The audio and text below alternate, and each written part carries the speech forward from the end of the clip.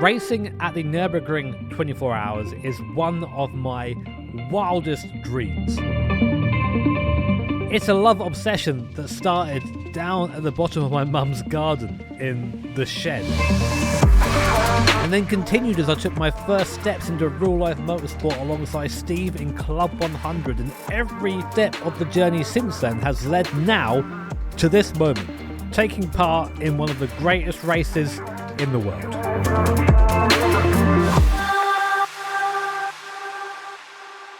You want to go inside? I can take you in. I got the pass. You? Yeah, I got the pass. Oh wow. Yeah. Oh, You can meet Jimmy Broadbent if you want to. I don't want to go. No. The way qualifying works is that we have 3 sessions over the course of today and tomorrow, and basically the best time you set in any session is your best time. So right now it's dry, Manny's out, so that's a great lap time. We're currently class pole for now, and it looks like rain is coming, so this could be good already. My first lap's in the car for a little while. It's crazy atmosphere here, man. It's completely different from NLS and all that stuff. It's just, you can't help but look to the sides of the circuit and see just a torrent of fans. So, yeah, looking forward to this first experience. Our first lap of the N24 weekend.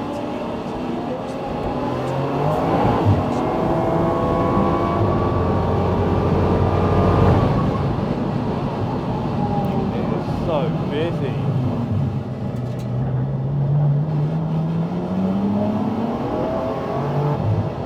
Oh, hello. Traffic is crazy on this first lap. I'm trying to find a way around. It's good practice though. Doesn't matter too much about the speed right now. We've got a good lap on the Manny already. Been told strictly to stay off his curve. That's what we're going to do. Oh, big crash down towards the foxhole, big crash, lots of debris, big crash. Not me, but big crash. The track is, there's a lot of very slippy places right now. Faster than that, Jimmy, go faster than that, mate. Yeah, so there are still places on the circuit where there's just like little rivers, basically. And it just means that that was the code 60. There's not really going to be any improvement in time, but it is nice to be out there and practice, because it's just it's mayhem at the moment. Dude, I was going around and I could just smell like barbecue, and the amount of people everywhere it's next level. You're always just looking everywhere. It's yeah, kind of crazy, but a bit of a distraction on the first lap, but after that, like, whoop, and you're just the same as it was before. Oh, Jimmy, that's a nice hoodie. Where can I buy one? You can buy one, right? Wait, In your ass.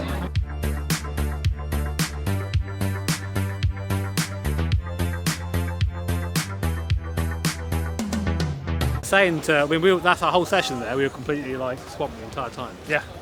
The queue went around the whole track. And the A. What? The Q&A. Cut. Yeah, these are still available, and if you want to buy one, you can go down below in the description. This and a lovely t-shirt, and you get to look at lovely AI me and Misha, which what else would you want? So after a day of battling imposter syndrome and signing far more autographs than I've ever signed in my life, thank you everyone who came out, by the way, you're all awesome, we got into the night qualifying session here at the Nurburgring. Now, I've already done my laps, so Steve is currently out in the car to get his first actual nighttime laps. He has driven in sunset, but never in proper night conditions here at the Nurburgring. And you can see the difference. Look at it, almost pitch black, barely illuminated by our lights on our M4. And let me tell you from experience, it is overwhelming on your first couple of laps. Trying to avoid GT3 cars with their machine gun light flashing behind, which almost blinds you in your mirror, and trying to avoid the distracting light shows from the spectators in the grandstands. It's all a lot, especially on the busiest race of the year. But little did I know, standing down in the pit lane, that something was about to happen that would throw our entire race weekend into chaos.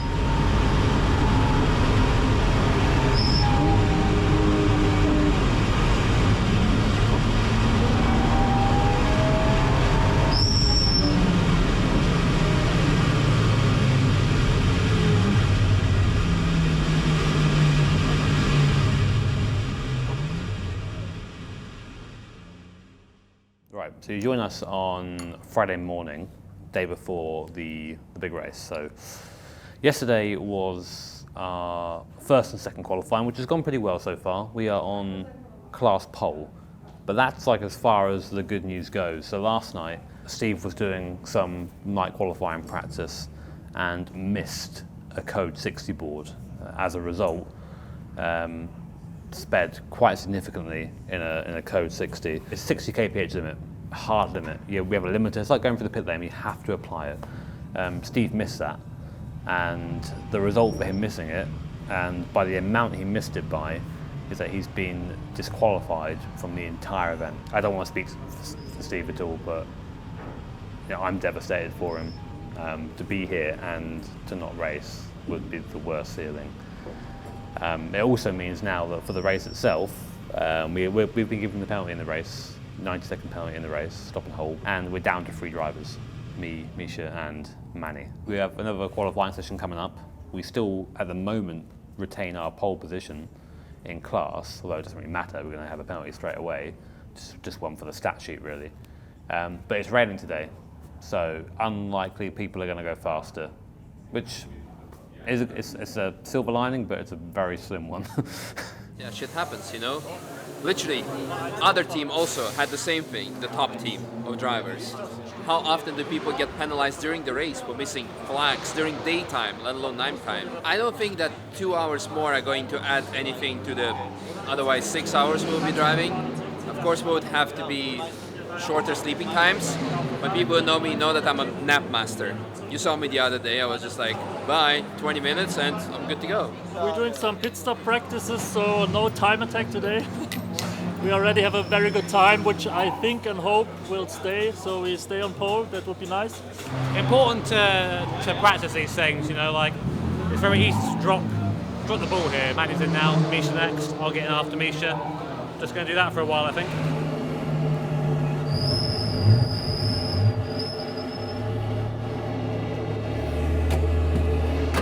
Fun.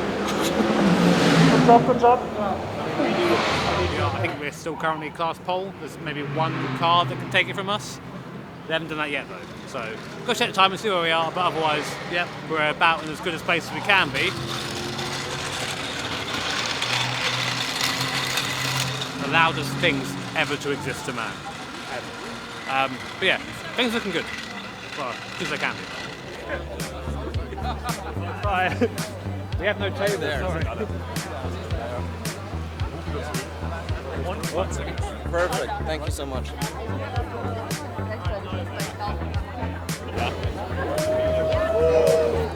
Jimmy, Yeah. what have you done in life that all these people I came to see?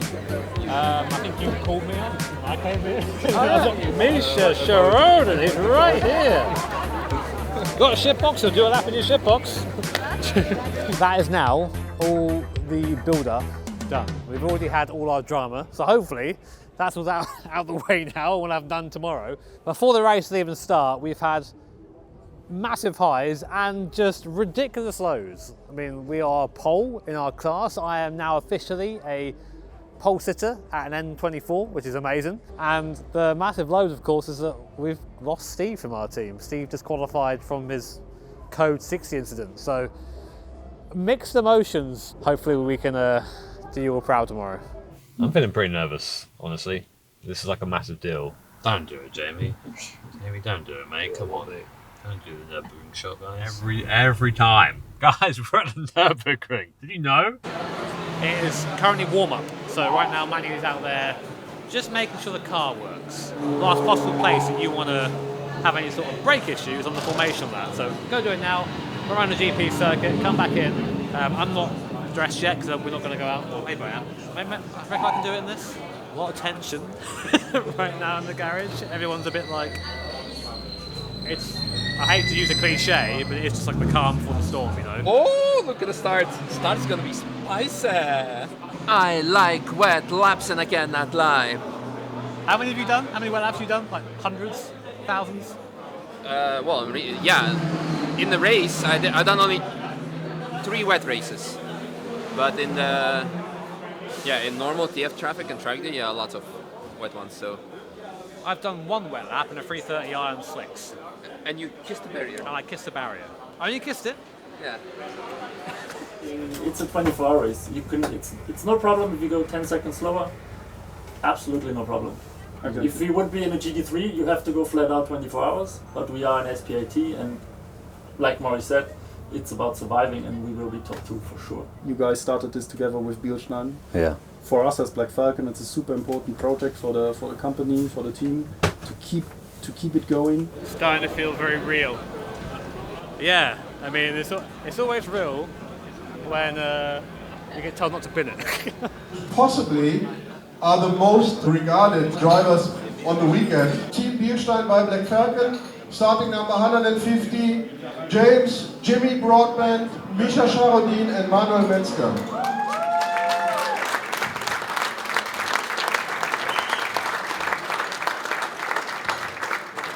Only 3 of you on the podium, while we all can read in the program that you're supposed to be 4. What happened?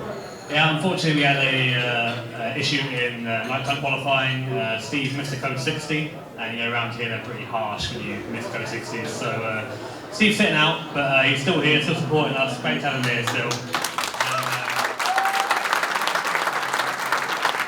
I think very kind of him to give us some more content, so appreciate that, mate. Thank you very much.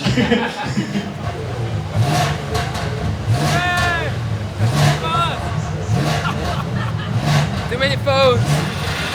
It is one here that I'm waiting for this moment. Jimmy gets to drive the car onto the grid, which is going to be like, I know this is going to mean so much to him. He was saying how much he wanted to start, but we think it's best if Manny starts.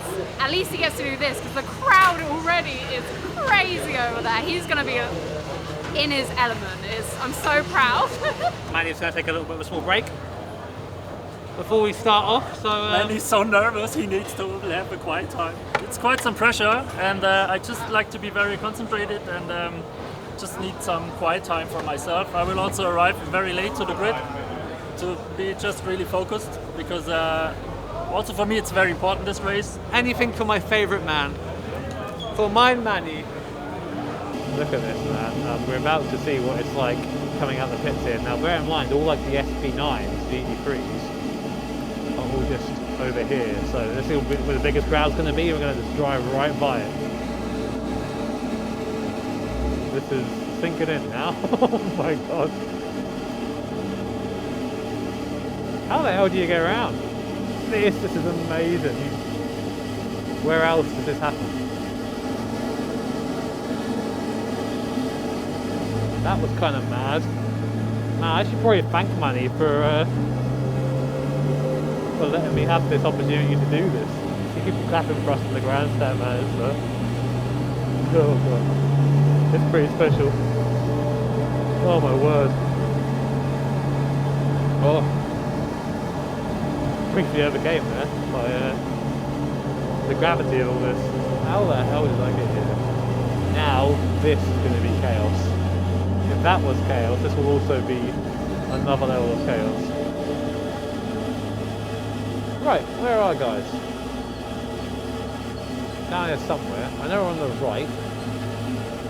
It's a bit of a challenge to try and find anyone in all this fucking chaos. Can't even move. Can't even get in. My boyfriend's right there. Formation, that was insane. It took me nearly 20 minutes to get round because there's just so many people here.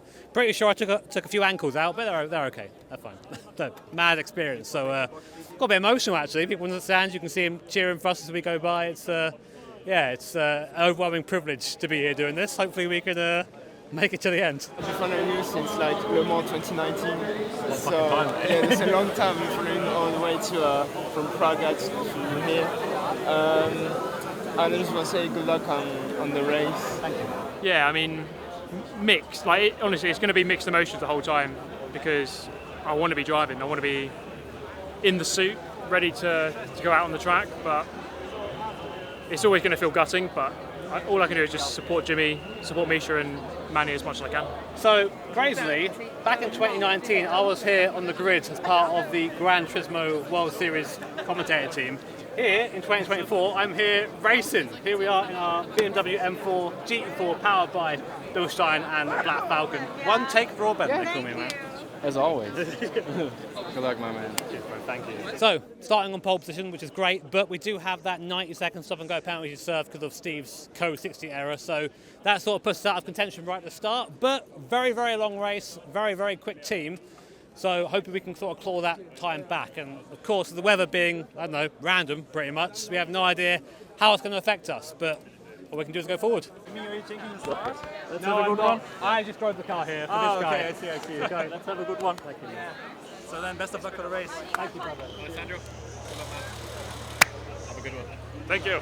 So here we go, formation lap. It's about to get very, very serious in this garage. Not that it hasn't been this entire time here. What an atmosphere. I wish I could accurately portray what it's like. And so I'm just telling you, it's unreal.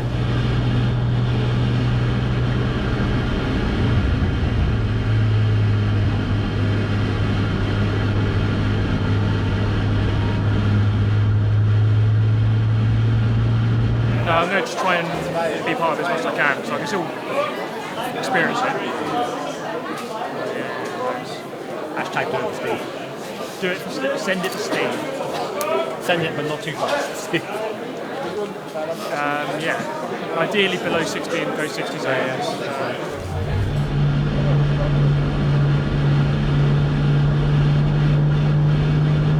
It literally is like half the track is like soaked and half is dry. I couldn't tell on the TV, but it's dry. I mean, it's still dry here, but it's not gonna be. I mean, Manny says like it's wet. Oh, really? Yeah. It looks wet.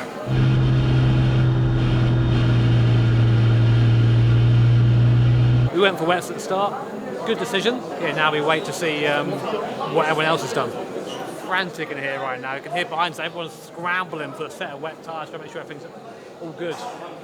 Group 2 starting now, so Manny's in there somewhere. The second start group now gets underway, and this is for Cup 2 Porsches, so Carrera Cup machines, essentially all one make at the sharp end, but then look further back and you've got the VW Golf of Max Cruiser Racing. The KTM Crossbow will be involved in this as well, although I can't see that in the first group of cars.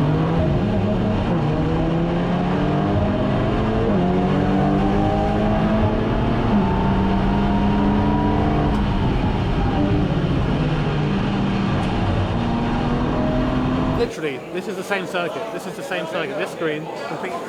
This screen.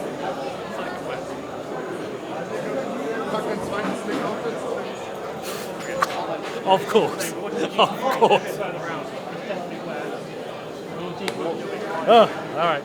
So yes, a typical race at the Nurburgring. Half the circuit is wet, half the circuit is dry, and being on the right compounder tyre is so important in these conditions. And luckily, we gambled right. We went onto that wet compounder tyre, and as you can see, we're able to overtake Porsche Cup cars like they're standing still. That's the difference between being on that slick tyre and struggling for grip, and being on the wet tyre and being able to put that power down. In fact, that blue and white car we just passed was actually Alex Brundle, just showing you how tricky it is in these conditions on the wrong tyre. Now, as mentioned before, we do have to serve that 90-second stop and go penalty, which will put us from first to last. But the small upside to this is that we are on the right tyre, we've got Manny behind the wheel, and just under 24 hours to get those 90 seconds back.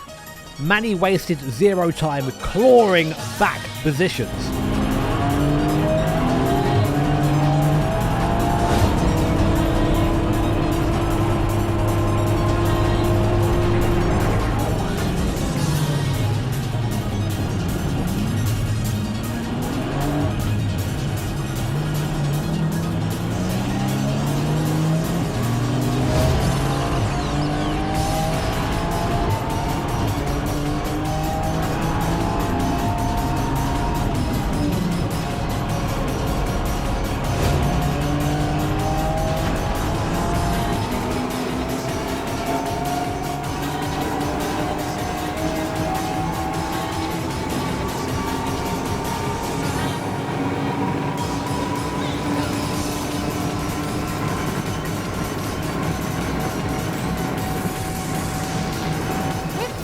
We're third already. We were P7 a couple of laps ago, and already we're third because we are smashing. Look at this.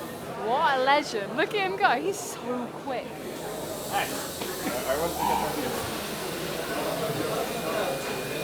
I'm getting tired of this. Yeah. Now I'm definitely going to crash, just so I forget that. Shut the fuck up, you piece of shit. Anyway, you should pretend that I'm chasing you during the stint, and we'll make you with a very bad joke to tell you. You're gonna drive the purple sectors. Yeah, purple sectors everywhere. Manny had done an absolutely fantastic job and brought the car back up into P3. And for my first stint at the N24, my goals were simple: keep the car clean and try and catch up to the leaders. Hold the sail for any curve, so we're going to try and do that best we can.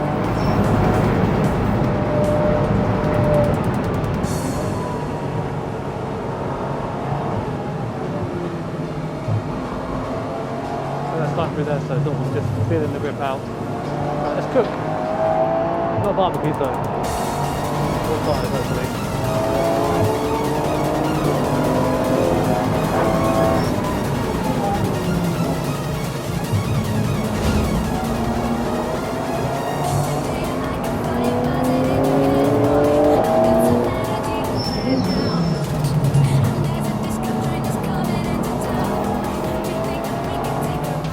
Oh my god!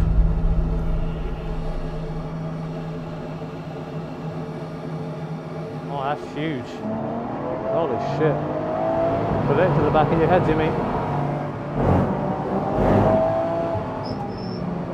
Do it in front of the crowd, Jimmy, yeah?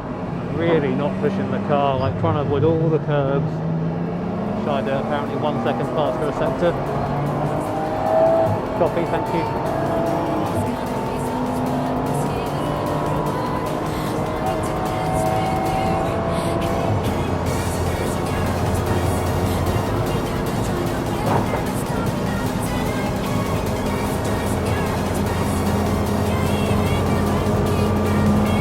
Sheldon van der Linde has gone off at the Vauxhall. This was the car that was in the lead of the race. Out of the lead of the race. And his head is in his hands, his helmet is down, and he's holding It was the team car that came into the pits. So what has happened here?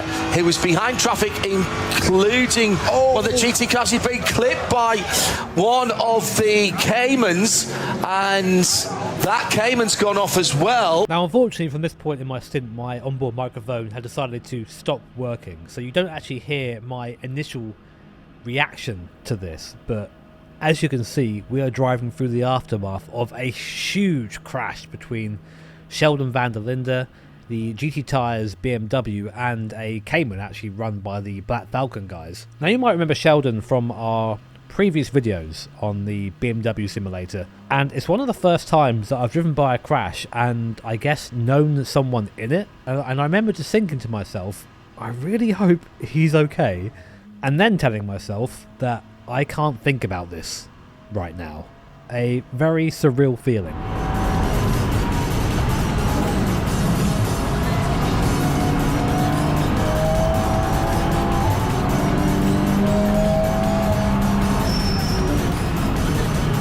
So despite numerous reminders of my stint that this race is in fact quite dangerous, I just got my head down and got on with the job.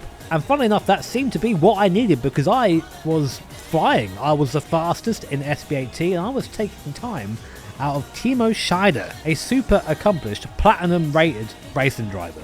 And hearing that over the radio just urged me on, and I just found myself being in what I could only really describe as a bit of a flow state as I got into the second hour of my stint.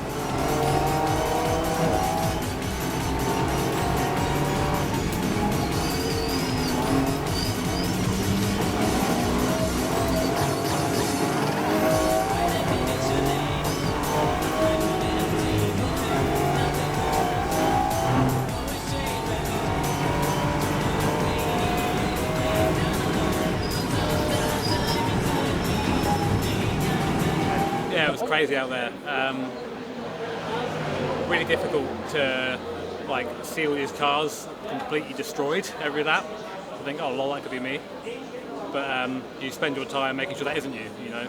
I think the pace was good. I wasn't really pushing hard. I was sort of just doing this stuff here at the Nurburgring. I've learned how to actually drive carefully and chill drive instead of just sending it everywhere.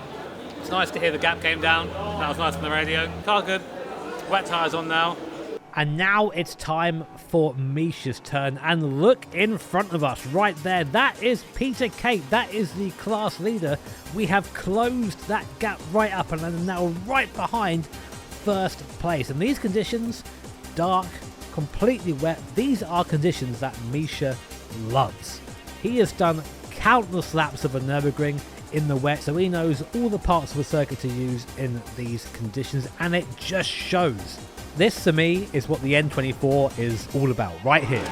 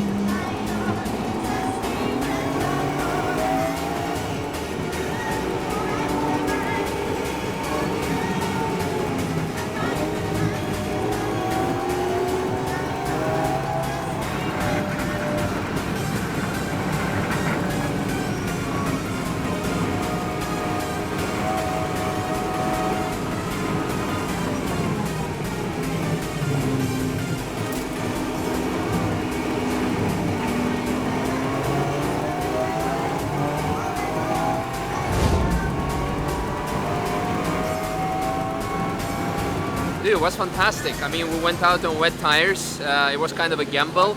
Luckily, it started to rain, and it was mwah. We passed P1 even at some point. Then we pitted in, so he went ahead as well. Now it's a catch and mouse game, I guess, for P1. We're in it. We have 16 hours, 41 minutes remaining. Misha's just pulled off awesome double stint. Really tricky conditions for him. He was like half in the wet, half in the dry, putting on the wet, so he did really well. The track has since again dried up, so we're back onto the slicks, and now Manny is out for his double stint. I'll then get in afterwards, and so on and so forth and so on. We are currently P2. Manny is quite a bit faster than the guys in P1. They've got their sort of non-platinum driver in right now, Peter Kate, which is amazing to get to race against such an awesome team full of all these accomplishments. It's an honour to share that class with them. But obviously you want to beat them. It is quite foggy, especially on the GP circuit. In fact, if you look at that screen now, Jamie, look. This is going past us.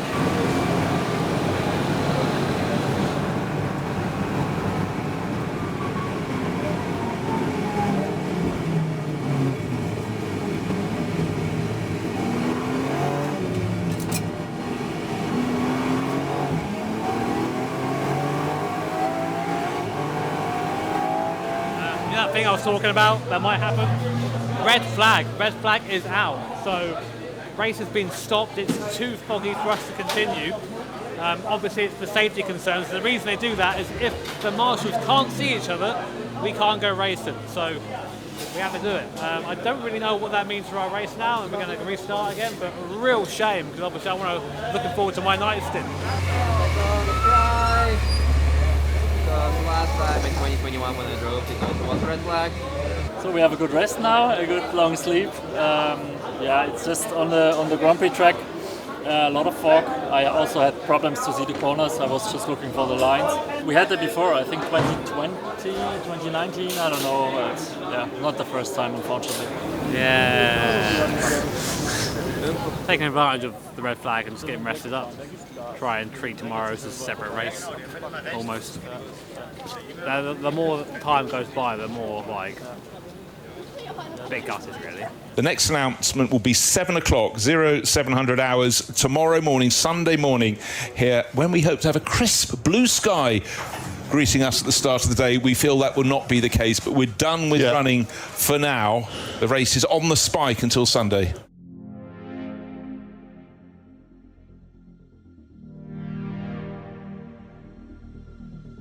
When we arrived at the circuit on Sunday morning, this is the view that we were greeted with. Some of the worst fog that I've ever seen here at the Nurburgring. And it became clear that this race wasn't going to restart anytime soon. The 7 AM update became an 8 AM update, which became 9 AM and so on and so forth. But at lunchtime, we got some good news. The entire field would do 5 laps behind the safety car to determine whether it's safe or not to continue racing, and whether we'd get our showdown for the win between Timo Glock and our very own Manuel Metzger. As the laps ran down, the conditions steadily improved to the point where we were in better conditions than the race had been restarted in previously in similar circumstances. Check out the 2021 restart if you want to know what I'm talking about here. Next class leader, SP8T, Czerny Motorsport. Timo Glock is out in that car at the moment. That's Peter Cate's car. And that car's been well fettled, as most of them have overnight. So that's the 145 leading there. From next in line, Manuel Metzger for Team Bilstein by Black Falcon. That is the Jimmy Broadbent car. And those two locked in battle pretty much all the way through this race. But for some reason that I can't fathom, and I still don't understand now, with an hour and 15 minutes left on the clock, the race director decided to call the end of the race. Getting word now that there is going to be no restart. Scherer Sport, PHX, Audi, they're celebrating. And all Manny could do was follow the safety car across the line, where we would finish P2 with no chance to fight for the win. Needless to say, there were some fairly mixed emotions. What can you do? Second's a good result, right? We showed great pace, consistency. I think everything was there to show that we could have won that. So it's a bit frustrating, I think, for it to be ended like that, to not be given the chance to try and win.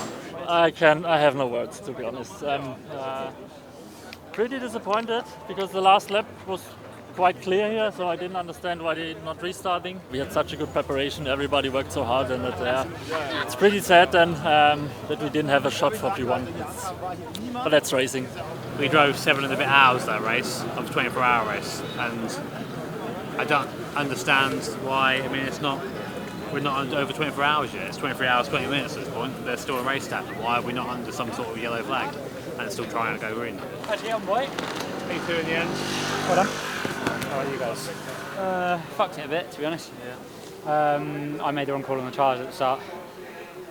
Literally, I don't know who would have been in for you. I just at the start on slicks, I'm like, there goes Jim up. Shit. Because I was skidding about all over the place. And we never really got classed to competitive. We got back to 5th. It's alright. Nobody strategises for a 7-hour race that's then stopped.